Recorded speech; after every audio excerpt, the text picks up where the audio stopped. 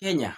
Mnakumbuka siku moja Stephen Leto alitangaza taarifa kuhusu kule Israeli. Basi leo wacha niwatangazie pia nami kama tu alivyotangaza yeye.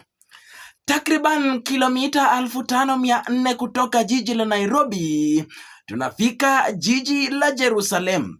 Hili ndilo jiji ambalo ni makao makuu ya nchi ya Israel.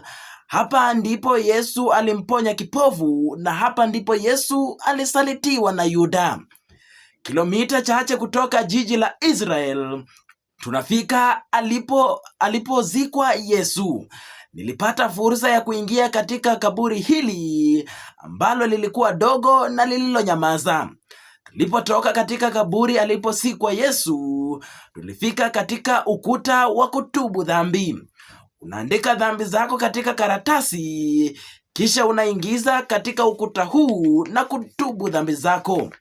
Pia tulienda mahali fulani ambako ulipaswa kuweka simu yako kwa kijimesa na kisha uombe na wote ambao majina yao yalipatikana kwenye simu yako watasamehewa dhambi. Pia mimi nilipaswa kuweka simu yangu pale, nikaombea na kila mmoja aliyekuwa kwenye simu yangu nilikuwa nimemuombea. Je, jina lako linapatikana kwenye simu yangu? Stephen Leto, runinga ya Citizen.